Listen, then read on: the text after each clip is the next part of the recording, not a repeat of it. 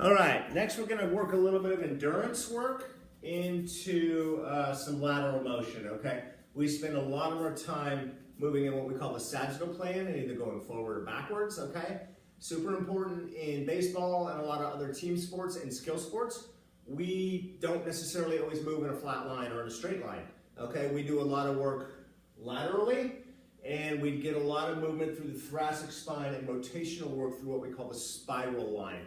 Okay, so for instance, fielding position, okay, ball comes, we're not always in a position where we can turn and run straight at the ball, okay, sometimes we find ourselves in a position where we have to rotate like so, okay, when we swing the bat, we're obviously rotating to the thoracic spine, okay, so super good mobility to the thoracic spine and the core will help prevent a lot of injury, okay? So I love this exercise because it combines a lot of aerobic components, because if you do it right, it will gas you, okay? We get a little bit anaerobic with it, work the upper energy system, okay?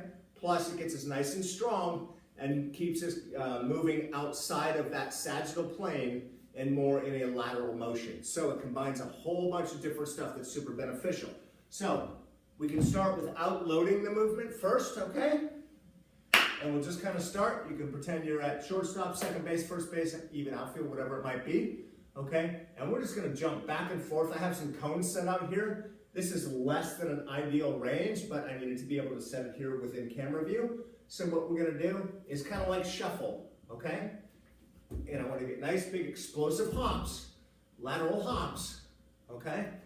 Now, I create the explosive power in this instance with my right leg, i.e. my right butt cheek, my glute here is the mover. This is what's going to propel me or not. This is what's going to dictate how forcefully, how strong, how quickly I move from point A to point B. Okay, when I get to point B, I want to land soft. I want to come down wide because I'm going to go right back over here. So I want to be in a loaded position, ready for the left side to do the work to take me over here.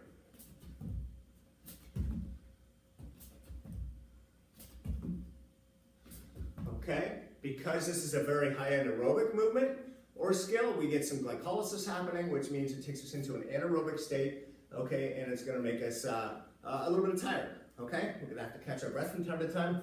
That's a good thing. All right, now,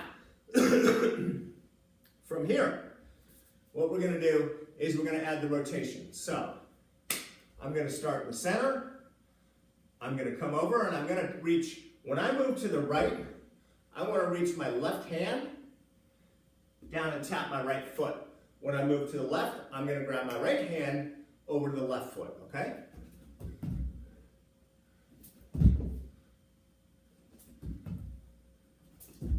Okay, super important here is that never in life should we make that reach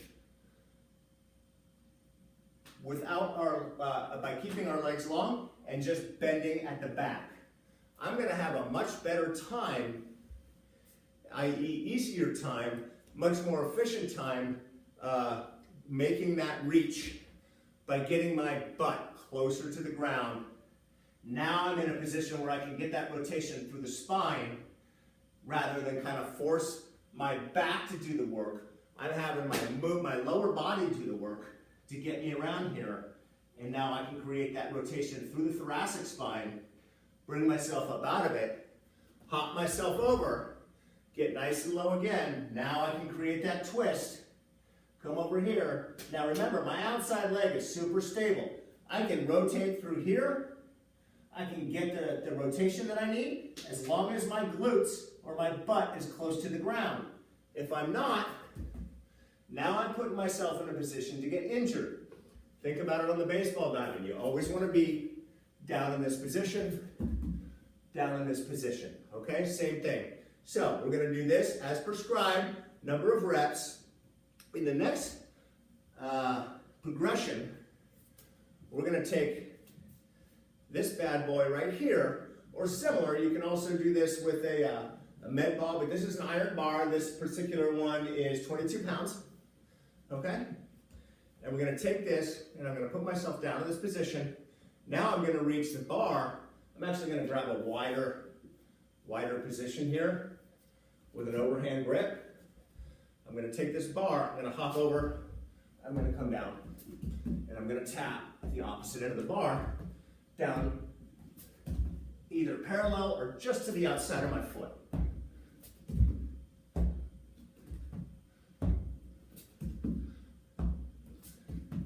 Okay, again, all the power is being created, and this movement is facilitated through the tail feathers, the movers, the big muscle groups that are meant to do this work. We can use a med ball.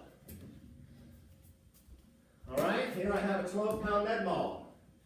A little more awkward, going to require a little more rotation, but I can do the same work. I'm going to cradle this ball right here, right in next to my chest, elbows at around, I don't know, 70 degrees, okay? I'm in my ready, over I come, tap, tap, tap.